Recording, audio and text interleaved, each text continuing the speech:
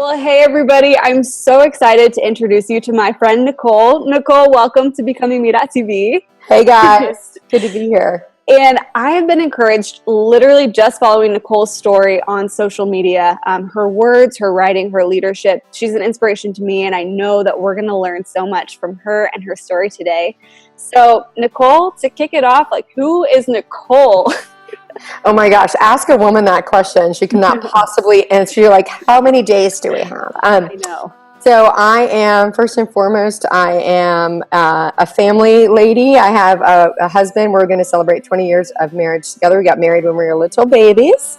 And thankfully, by the grace of God, we have grown together, and that's awesome. We have 3 kids. I have a high school boy who's starting high school this fall, as well as my daughter is going into 7th grade and my other son is going into 4th. So busy family life, but I also serve as a ministry director and a sort of a leadership development program within a church called Hope here in Richmond, Virginia.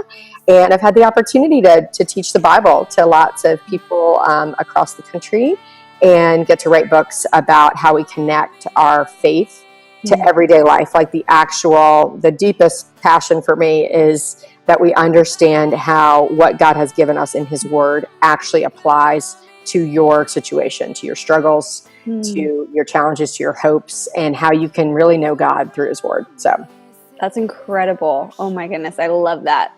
So let's dive a little bit into your story. Sure. What has made you who you are today?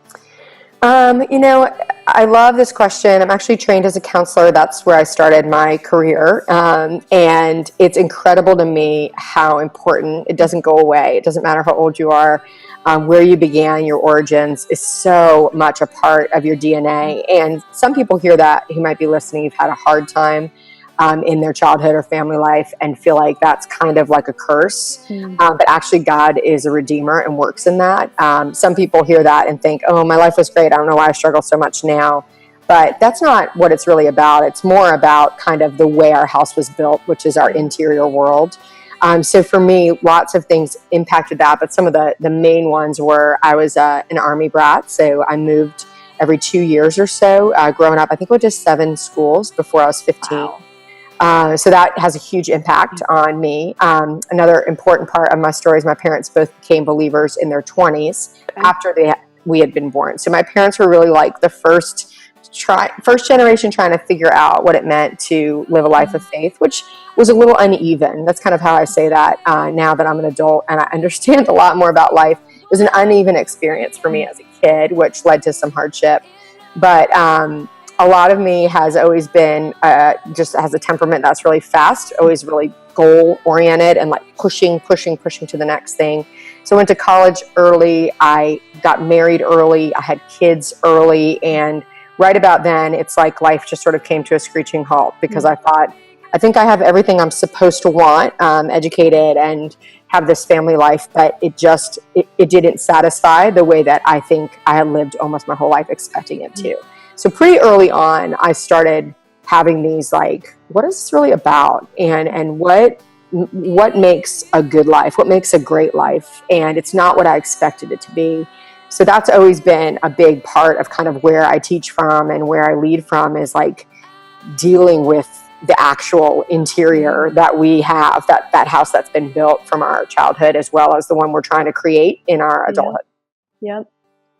That's incredible. Something that Jenny Catron says all the time is that you have to lead yourself well to lead others better. Right. That's right. That's right. Which is so true, and the foundation for that. So when you got to that point, what did you do next, or what was, because that sounds like an incredible turning point in your story. Yeah, I mean, it's always funny when you tell stories like this, and I always want listeners to hear this. Like, it feels like a turning point. It's almost like a sitcom where we're in like minute 24, and it's going to be over on minute 28. Right. No, it wasn't. It was a series of interventions of honesty over that continue today. This is just who I am. But I think really in my early 20s was when I started to actually have to realize, my life wasn't as great as I thought it was growing up. Like I have issues now that I am carrying with me. Not only that, but I have an interior that does not match my exterior, and I'm not quite sure what to do with that. And so that was a series of time probably a couple years of really trying to work through that. A lot of that came out in my marriage. So we were married 2 or 3 years, and things were really hard. And they were really hard for me, and I didn't expect that. They weren't hard because, like, my husband was great. It was just, I was not handling the commitment, faithfulness, life maturity. I just wasn't. And again, maybe 2 to 3 years, because I moved every 2 to 3 years. So basically, every relationship I had lasted 2 to 3 years. And 2 to 3 years, you can still like sort of maintain some appearances. But we like to say in ministry, this full-time residency program for young leaders that I direct, that we call it when the shine wears off. Everything's great till the shine wears off. And for us in ministry, the shine wears off about 6 months in. 6 months in is when you're like, this isn't as fun as I thought. This isn't as great as I'm not feeling validated like I thought I would. And what we do when the shine wears off is the most important part of what's happening in our characters. So for me, the shine wore off on myself, honestly, like in my early 20s, and for a couple years, really trying to work through that, and then continuing to grow into this living out grace with myself and with others, and leading from that place continues today. It's always a struggle and a challenge.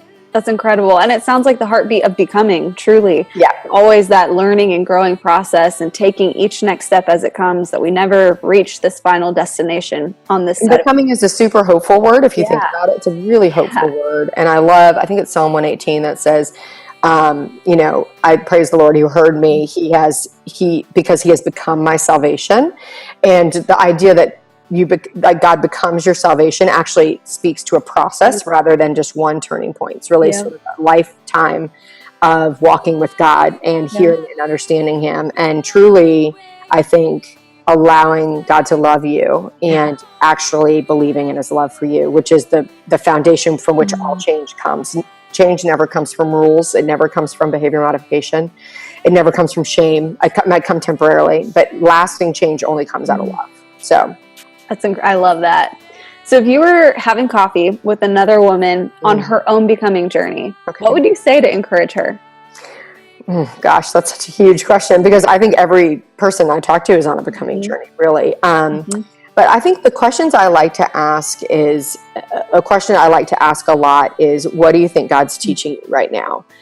Because that's a question that we can answer whether we're in a hard season, a great season, a mundane season, whatever season we're in. I just read a devotion last night that was talking about times of waiting are the most rigorous in our faith. Like your faith is actually working harder when you're waiting than any other time. And I just love little snippets like that, because it's a reminder that God is continually working in us and on us, no matter what season we're in. So the question of, what do you think that God's teaching you? And the honest answer is like, I don't know what God, sometimes it's like, I don't know what God is teaching. What that reveals, though, is what we're actually believing, what we believe about ourselves, what we believe about God. And those are places that we begin to grow. So that's kind of my standard. For someone who's a believer, that would be my question. If it's not someone who's a believer or who is not walking with God, I think times where we're realizing what we're becoming is times that we begin to understand what I like to call agreements that we've made early on in our life about how the world works and who people are and who we are. And that often comes out of hardship and insecurity. So it's kind of like, if I'm not perfect, people won't like me. If you really knew what I was thinking, you wouldn't want to be my friend. If I I feel guilty for this thing that happened before, so I'm constantly trying to make up for that. A lot of times we don't realize what those belief systems are, or those agreements that we've made early on, until we realize that something's not right, or we're becoming something more. So being able to process, and usually a lot of people need to do it aloud, especially women. This is a generalization. Of course, we're not all this way, but women tend to use more words than men. So the ability to sit with someone and let the words come, to try to understand those things that might be behind what's happening on the surface. I love that. That's incredible. If somebody wanted to connect with you, read your books, or follow you online, where can they go to connect with Nicole? So NicoleUnice.com, that's just with a U as the beginning of my name. You can find my books, my speaking calendar, all that stuff. I'm pretty active on social media, especially like Instagram. Love doing that, try to be encouraging there. But I've got a book coming out next year, and next summer. Just finished the manuscript. It's going to have a Bible study with it, as well as a video curriculum. So I'll be on tour. Awesome. We're putting a book tour together for next fall. So maybe I'll be in your city. Yes, I'll be the first to book a ticket. Oh my gosh, it'll be so fun. Yeah, I'm working with a couple of friends. So it might be me and a friend who's a sweet lady. So we'll know more about that in the next couple months. So if you guys come over to Facebook or Instagram, we try to post. I do some YouTube videos as well. So awesome. Yeah, I love your Instagram stories too. They're so fun. They're so encouraging. I love it. I'm just like, oh my gosh, we have got to be real about life here. Yes. It's actually like a spiritual practice for me to find the delight and joy in every day. It's not actually my normal setting. My husband's really funny, and I realized that intentionally facing the day and saying what is going to be like funny or delightful or crazy or weird about the people around me or about life around me, it really brightens my own spirit. Yes, I am so with you. Anyway. I love it. Well, for all of you watching, we'll have these links in the post as well, so you can just easily click them and follow Nicole. But Nicole, thank you so much for hanging out with us today, sharing your story, and then encouraging us on this becoming journey. I so appreciate it. Thanks, Emily.